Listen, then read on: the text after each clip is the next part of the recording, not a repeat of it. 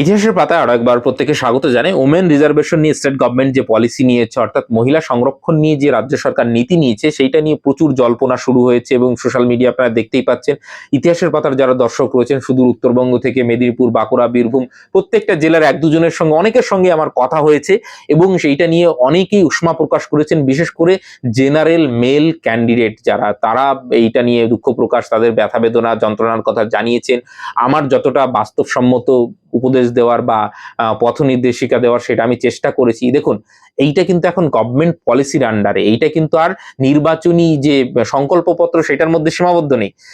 এই যে নতুন রাজ্য সরকার এসেছে, তারা কিন্তু নির্বাচনী প্রতিশ্রুতিতেই বলেছিল যে তারা এই সরকারে যদি গঠন করে তাহলে মহিলাদের জন্য সংরক্ষণ দেবে। তাহলে তারা নির্বাচনী যে প্রতিশ্রুতি সেইটা কিন্তু তারা সম্পন্ন করছে। সেই জায়গায় দাঁড়িয়ে এইটা কিন্তু এখন সরকারি যে পলিসি সেইটার মধ্যে চলে আসলো, এইটা কিন্তু আর নির্বাচনী ইস্তেহারের মধ্যে নেই। তো সেই জায়গায় দাঁড়িয়ে আপনি ফেসবুকে বা আমাকে বলছেন আপনি এই বিষয়টা নিয়ে বলুন। দেখুন, আমার বলাতে বা আপনার বলাতে বা ফেসবুকে একটা বা হোয়াটসঅ্যাপে একটা কমেন্ট করাতে কিছু আসে যায় না, কিন্তু এটা গভর্নমেন্ট পলিসির আন্ডারে চলে গিয়েছে। একদম এইটা আপনাকে বুঝতে হবে। তাহলে কি উপায়?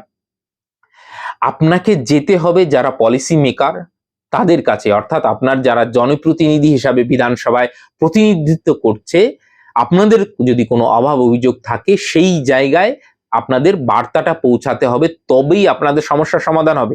এখানে বলে কিন্তু কিছু হবে না। এইটা খুব পরিষ্কারভাবে বুঝতে হবে। যদি আপনারা সংগঠিতভাবে, আপনাদের অভাব অভিযোগ থাকতেই পারে এবং গভর্নমেন্ট যে পলিসি নিচ্ছে সবাই যে সহমত হবে সেইটা নিঃসন্দেহে এটা সম্ভব নয়। তো আপনাদের যে সমস্ত অভাব অভিযোগ রয়েছে তার সঠিক ওয়ে যদি সেই জায়গা থেকে উত্তরণ পেতে চান বা কিছু সুরাহা পেতে চান, আপনারা যদি কিছু সুযোগ সুবিধা পেতে চান, তাহলে কাদের কাছে যেতে হবে? আমাদের যারা লোকাল এমএলএ এমপি রয়েছে, যারা কিনা এই পলিসিটা বিধানসভায় দাঁড়িয়ে নেয়, কিভাবে রাজ্যটা চলবে, পলিসিটা কি হবে গভর্নমেন্টের। তাহলে এই বিষয়টা পরিষ্কার হলো। তাহলে আপনাদের প্রথম দায়িত্ব এবং কর্তব্য হচ্ছে আপনাদের যা বক্তব্য যুক্তি সহকারে সেইটা আপনাদের সঠিক জায়গায় পৌঁছে দেওয়া, এইটা। এবং আমার দায়িত্ব হচ্ছে আপনাদের ইনফরমেশন দেওয়া এবং এই রিজার্ভেশন পলিসিটা কিভাবে কাজ করবে সেইটা আমি একটু বুঝিয়ে দেব এবং এইটার যে ঐতিহাসিক প্রেক্ষাপট সেটা ইন্টারপ্রেট করা। দেখুন, ইউআর এখন বর্তমানে এই আমি যখন ভিডিও রেকর্ড করছি সেই সময় দাঁড়িয়ে 55% ওপেন ফর অল, অর্থাৎ অর্ধেকের বেশি, এবং ওবিসি 7%। এই 55%টা কিন্তু কমে যেত যেহেতু ওবিসি 7% হয়েছে এবং এই 17%-এর যে 10% সেটা ওই ইউআরএ কিন্তু গিয়ে মিশেছে। এবং সেই সঙ্গে এসসিদের 22%, এসটি 6%, ইডাব্লিউএস 10%। সেইখানে 33% মহিলাদের যদি সংরক্ষণ দেওয়া হয়, তাহলে বাকি মেলদের ক্ষেত্রে 67% থাকছে। অর্থাৎ 100টা যদি সিট থাকে তার মধ্যে ইউআর বা ওপেন ফর অল হচ্ছে 55টা, যার মধ্যে 67% অর্থাৎ 36.85% হচ্ছে মেয়ের, 8.5% সিট হচ্ছে ছেলেরা পাবে এবং 18.15টা সিট হচ্ছে মানে রাউন্ড ফিগারে 18টা ধরতে পারে, 37-18 এইরকম, অর্থাৎ মেয়েরা পাচ্ছে 18টা এবং ছেলেরা পাচ্ছে হচ্ছে 37টা। এই হচ্ছে, এবার সংখ্যাটা যখন বাড়বে এইটা আসে এই রেশিওতে বাড়বে এবং ওবিসির ক্ষেত্রে হচ্ছে 4.69 ছেলেরা আর 2.31 হচ্ছে মেয়েরা। এটা সংখ্যা বাড়লে ওই পয়েন্টটা তখন অ্যাডজাস্ট হতে থাকবে। এবং এসসিদের ক্ষেত্রে 14.74 অর্থাৎ 15টা রাউন্ড ফিগারে ধরুন, আর 7টা হচ্ছে মেয়েদের ক্ষেত্রে। তো এইভাবে কিন্তু, এবং এসটিদের ক্ষেত্রে 4টে এবং মহিলাদের এসটিদের 2টো। এই হচ্ছে মোটামুটি মানে হরাইজন্টাল যে রেশিও এইটা মেনটেন করে কিন্তু আগামীতে নিয়োগ হতে চলেছে এবং রাজ্যের মাননীয় মুখ্যমন্ত্রী এই যে সমস্ত নিয়োগ আগামীতে হতে চলেছে সেখানে কিন্তু পরিষ্কার বলে দিয়েছে যে মহিলারা 33% সংরক্ষণ পেতে চলেছে।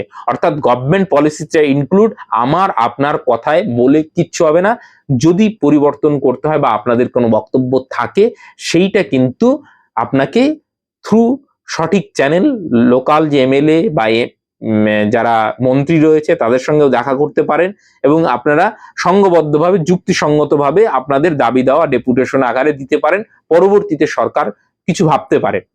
দেখুন, একদম বাস্তবের মাটিতে দাঁড়িয়ে বলি, এই মুহূর্তে এই পলিসি থেকে উইথড্র করার মতন জায়গায় এই সরকার নেই। আপনি যতই আন্দোলন করুন, যাই করুন, কেন নেই?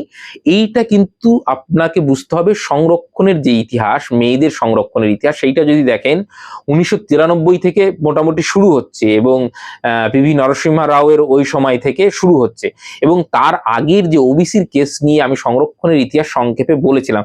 আপনি যদি মানে রাষ্ট্র গঠনের প্রক্রিয়া সংরক্ষণের কি ভূমিকা রয়েছে এইটার যদি গুরুত্ব অনুধাবন করতে চান, তাহলে সংবিধান সভার যে সংরক্ষণের যে সমস্ত নিয়ে বিতর্ক হয়েছিল, কেন আমাদের সংবিধান প্রণেতারা এই সংরক্ষণ রাখলেন, সেই বিষয়টার যদি মানে একদম সঠিক ধারণা পেতে চান, ওই সময়কার প্রসিডিংস গুলো দেখতে হবে। আমি দেখেছি, এবং তার পরবর্তী সময় কি কি হয়েছে সেইটা নিয়ে আমি কিন্তু সংক্ষেপে একটা ভিডিও করেছি ওবিসি কেসের সময়, সেটা চাইলে দেখে নিতে পারেন। এবং পরবর্তী আসি মহিলাদের সংরক্ষণের কথায়।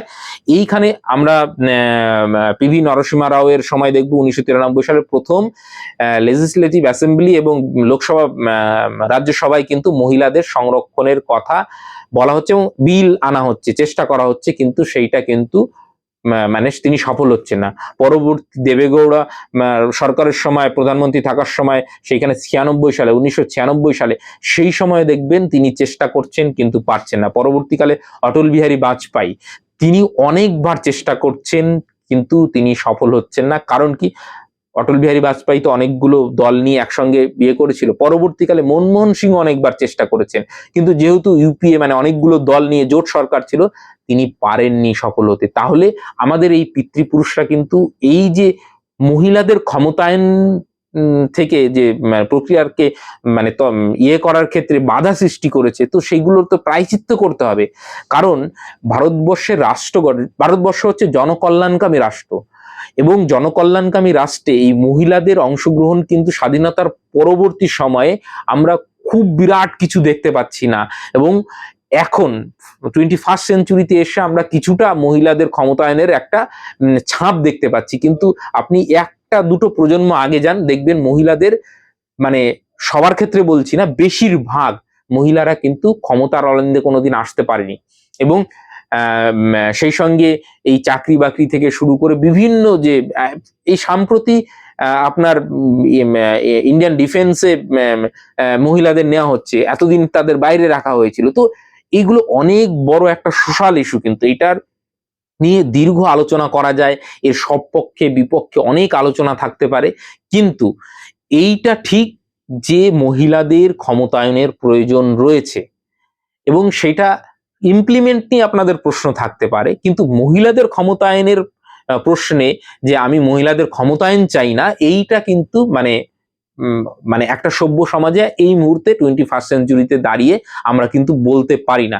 তাহলে আমাদের অন্তত মানুষ সেটা মানে একজন মানে সভ্য মানুষ হিসাবে ধরবে না, সে বিকৃত মস্তিষ্কের মানুষ হিসাবেই চিহ্নিত করবে। অর্থাৎ আমাদের যদি রাষ্ট্র গঠনে মহিলাদের সমান ভাগিদারিত্ব নিশ্চিত করতে হয়, তাহলে তাদের প্রতিনিধিত্ব নিশ্চিত করতে হবে, এবং এই প্রতিনিধিত্ব যদি নিশ্চিত করতে হয়, তাহলে কিন্তু সংরক্ষণ দেওয়ার প্রয়োজনীয়তা রয়েছে। সংরক্ষণ কিন্তু আমরা প্রত্যেকেই নিই, আমি আপনি প্রত্যেকেই নিই। আমার মা বাবা আমাকে ছোটবেলায় যদি সংরক্ষণ না দিত, আমি সার্ভাইভ করতে পারতাম না। জন্মের পর আমার মা বাবা যদি ত্যাগ করতো, আমাকে যদি আগলে না রাখতো, তাহলে এই সমস্ত দুর্যোগ থেকে থেকে তাহলে কিন্তু আমি হয়তো সার্ভাইভ করতাম না, করতেও পারতাম, আবার নাও করতে পারতাম। তাহলে সংরক্ষণ কিন্তু একটা বিরাট বড় আমব্রেলা টার্ম। সংরক্ষণ কিন্তু শুধুমাত্র এই চাকরির ক্ষেত্রে সংরক্ষণ এই বিষয়টা নয়, এই বিষয়টার মধ্যে আবদ্ধ নয়। সেই রকমই রাষ্ট্র আমাদের পিতামাতা, আমাদের সংরক্ষণ দেয়, সবার যাতে সমান অধিকার প্রতিষ্ঠিত হয় সেই দিকে রাষ্ট্র নজর দেবে।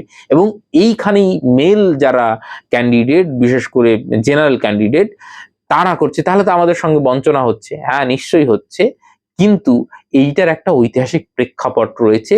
এবং এখনো দেখবেন যারা গ্রাম পঞ্চায়েতে যে সমস্ত মহিলাদের সংরক্ষণ দেওয়া হয়েছে 33%, যে মহিলারা পঞ্চায়েত বা পৌরসভায় দাঁড়াবে, সেখানেও দেখবেন যে বউকে দাঁড় করিয়ে পুরুষ তার পেছন থেকে পঞ্চায়েত চালাচ্ছে। অর্থাৎ মানে এই যে পুরুষতান্ত্রিক সোসাইটি, সেটাই তো ভাঙার প্রচেষ্টা চলছে, এবং সেই কারণেই কিন্তু এই সংরক্ষণ। এবার হ্যাঁ, এটার পদ্ধতি নিয়ে আপনার প্রশ্ন থাকতে পারে, নিঃসন্দেহে সেইটা নিয়ে আপনি সমালোচনা করতে পারেন। ইমপ্লিমেন্ট মানে প্রয়োগ নিয়ে আপনার আপত্তি থাকতে পারে, কিন্তু কতটা দেওয়া হবে না দেওয়া হবে সেটা নিয়েও বিতর্ক জল্পনা অনেক কিছু হতে পারে, কিন্তু মহিলাদের যে ক্ষমতায়নের প্রয়োজন রয়েছে এইটা নিয়ে কোনো রকম কোনো আমার মনে অন্তত দ্বিমত নেই। এবং আপনাদের যদি এই সংক্রান্ত কোনো অভাব অভিযোগ থাকে তাহলে আমি বললাম যে সঠিক পদ্ধতি হচ্ছে এইটার যদি পরিবর্তন করতে চান বা আপনারা যদি কোনো সুযোগ সুবিধা পেতে চান তাহলে আপনারা একত্রবদ্ধ হন, এক জায়গায় আসুন, তারপর আপনার দাবি দেওয়া নেই। মহিলারা এখন একটি ভোট ব্যাংক হিসাবে উঠে আসছে দিদির আমল থেকে। এই যে যে লক্ষ্মীর ভান্ডার, এই যে দিয়েই চাইছিল যে ভোট বৈতরণী পার হয়ে যাবে, কিন্তু পরবর্তীতে সেটা ভেঙেছে। এইবার আপনারা তো একত্ববদ্ধ নেই, একটা ছেলে কিছু ভালো দেখলে আরেকজন ছেলে এসে পা টেনে ধরবেন। তো এই কাকড়ার জাত বাঙালি, তো তাদেরকে এইটা বুঝতে হবে যে বৃহত্তর স্বার্থে কিন্তু আমাদের ভাবতে হবে, শুধু নিজের কথা ভাবলে হবে না। আমাদের যে বৃহত্তর সমাজ সেইটার কিভাবে মঙ্গল হবে সেই জন্য ভাবতে হবে। আর সেই জন্য যদি নিজের কিছু স্যাক্রিফাইস করতে হয় তাহলে কিন্তু সেটা দিতে প্রস্তুত থাকতে হবে, এবং অন্যায় হলে অবশ্যই তার বিরুদ্ধে কিন্তু কথা বলতেই হবে। তো অবশ্যই মানে এইটা ঠিক যে যারা একটা জেনারেল মেল ক্যান্ডিডেট তার পক্ষে কিন্তু এই বাজারে, এই দুর্মূল্যের বাজারে প্রতিযোগিতা করে চাকরি পাওয়াটা খুব টাফ, এইটা নিয়ে কোনো ডাউট নেই। এবং তাদের মধ্যে কিন্তু অনেক যন্ত্র, পার্সোনালি যখন কথা বলি তখন মানে খুব খারাপ লাগে। এবং এক একজন এমন এমন ব্যাকগ্রাউন্ড থেকে মানে কি বলবো তাদের সঙ্গে কথা হয়, মানে নিজের শুনেই কষ্ট লাগে যে সত্যি মানে এইটা মানে ঠিক হচ্ছে না। এবং রাষ্ট্র দেখবেন, মানে আমি সেই সব আলোচনায় যেতে চাই না, রাষ্ট্র কাকে সংরক্ষণ দেয়। আমি যদি খুব একটা ছোট্ট উদাহরণ দিই, এই যে আমরা ফোন, এই মোবাইল ব্যবহার করছি, সেইটার রিসার্চ আগে 10 টাকা করলেই হয়ে যেত, এখন আপনাকে প্রতি মাসে বাধ্যতামূলক করতে হচ্ছে। অথচ আপনি এর বিরুদ্ধে যদি কথা বলতে চান, আগে ট্রাই কথায় কথায় নিয়ম বের করতো, কিন্তু এখন সেই ট্রাইয়ের আর কোনো দেখা পাত্তা পাওয়া যায় না। অথচ এই যে যে মানে যে সমস্ত কোম্পানিগুলো এখন সমস্ত মুনাফাটা লুটছে একসময় ফ্রিতে দিয়ে, তাহলে এইটা কিন্তু কে সংরক্ষণ দিয়েছে? রাষ্ট্র দিয়েছে। তাহলে রাষ্ট্রের উচিত কি ছিল? এইটাকে বন্ধ করা, যে কোনোভাবেই যেন মানুষকে মানে শোষণ না করা হয়। এখন তো এক প্রকার শোষণ করা হচ্ছে, মোবাইল ছাড়া তো এখন চলে না। তাহলে রাষ্ট্র যদি এই রকম মানে আইন কানুন এইগুলো কাকে সব থেকে বেশি প্রোটেক্ট করে? যারা পুঁজিবাদী, যারা একদম টপ মোস্টে রয়েছে, সমস্তটা নিয়ন্ত্রণ করে, সরকার থেকে সমস্ত কিছু, আপনার পলিসি কি হবে না হবে সবকিছু নিয়ন্ত্রণ করে। তো সেই জায়গায় কিন্তু রাষ্ট্র তাদেরকে সংরক্ষণ দেয়। এটা নিয়ে কি আমরা কথা বলতে পারি? এর বিরুদ্ধে কি আওয়াজ তুলতে এইভাবে কোনোদিন ভেবে দেখেছেন যে রাষ্ট্রের আইন কানুন কাকে সংরক্ষণ সব থেকে বেশি দেয়, কাকে সুবিধা বেশি দেয়? একটা কৃষক যদি সে ঋণ শোধ না করতে পারে তাকে সুইসাইড করতে হয়, আর হাজার হাজার কোটি টাকা আপনার আমার ট্যাক্সের টাকা সে নিয়ে লন্ডনে গিয়ে আয়েশ আরাম করবে। আপনি কোনোদিন আওয়াজ তুলেছেন এই অন্যায়ের বিরুদ্ধে? এই হাজার হাজার কোটি টাকা আপনার আমার টাকা যারা লুটেছে তাদের বিরুদ্ধে তো কথা বলেনি, কারণ ওইটা আপনার চোখে একটা আইনের পর্দা দিয়ে কিন্তু লাগিয়ে দেওয়া হয়েছে। তো এই বিষয়গুলো আলোচনা করতে গেলে অনেকগুলো আসপেক্ট উঠে আসে, এবং শেষমেশ মানে আরো কি বলবো জটিলতার দিকে আমরা এগিয়ে যাই। তো যাই হোক, প্রবলেম আগেও ছিল, প্রবলেম এখনো আছে, প্রবলেম ভবিষ্যতেও থাকবে। এইভাবেই রাষ্ট্র এগিয়ে চলে, এবং এখন সময়ের দাবি এবং ভোট ব্যাংকের পরিস্থিতি সব মিলিয়ে মিশিয়ে এইটা সরকারের জন্য সুইটেবল মনে হচ্ছে। ভবিষ্যতে আপনারা যদি আপনাদের যুক্তি তর্ক সহ সমস্ত কিছু সরকারের সামনে রাখতে পারেন, অ্যাজ এ ফোর্স হিসাবে উঠে আসতে পারেন, তাহলে আপনাদের দাবি দাওয়া মানা হবে, না হলে মানা হবে না। খুব সিম্পল। ভালো থাকবেন, সুস্থ থাকবেন। Thank you.